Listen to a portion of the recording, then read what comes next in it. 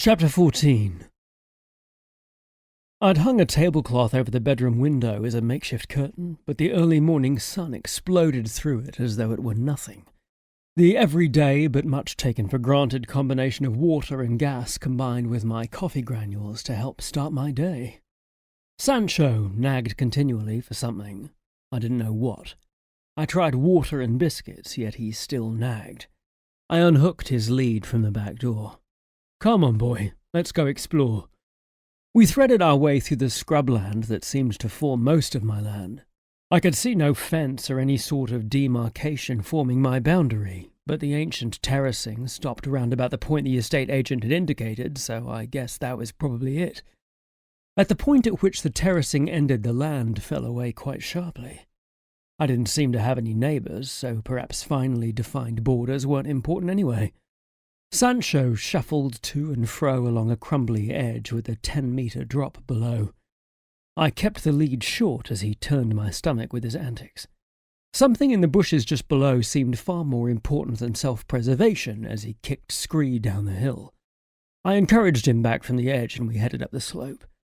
We just reached the front door when I noticed somebody heading towards the house.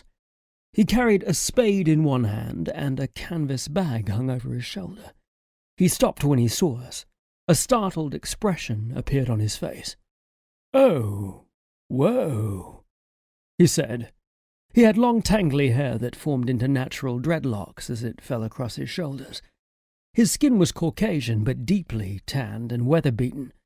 He wore a multicoloured striped cotton shirt, shorts, and sandals. "That's unnecessary." "What's unnecessary?" I asked. "You, man, I mean cool and everything, but whoa." My brave dog hid behind my legs, yapping.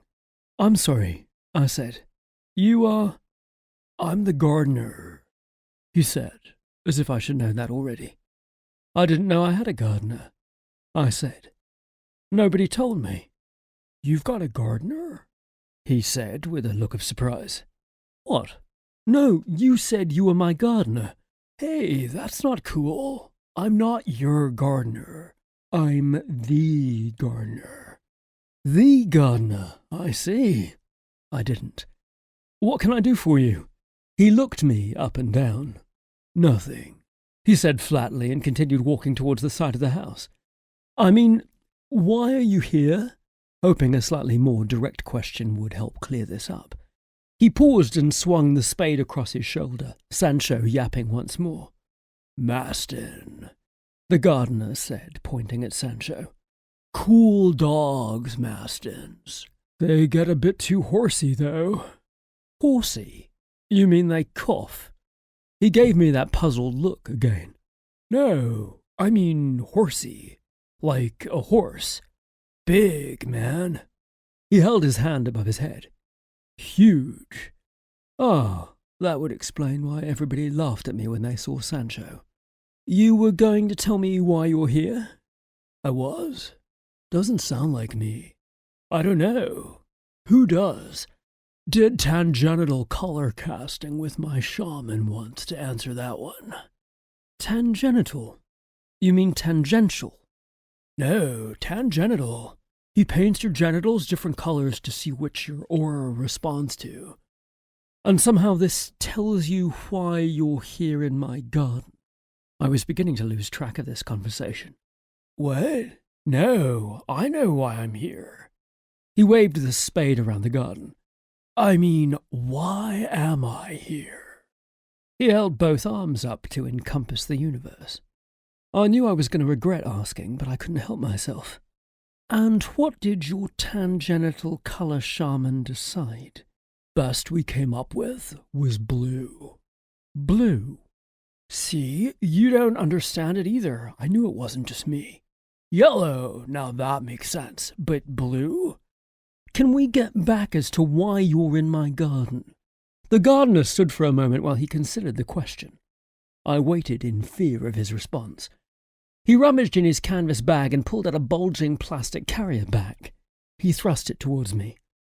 "I brought you these," he said. I took the bag and peered inside. Tomatoes. "Well," I hesitated. "Thank you. Most thoughtful. He shrugged his shoulders. It's nothing. Well, it's not nothing, really.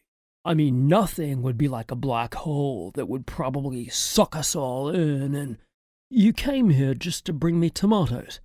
Huh? No. Yeah.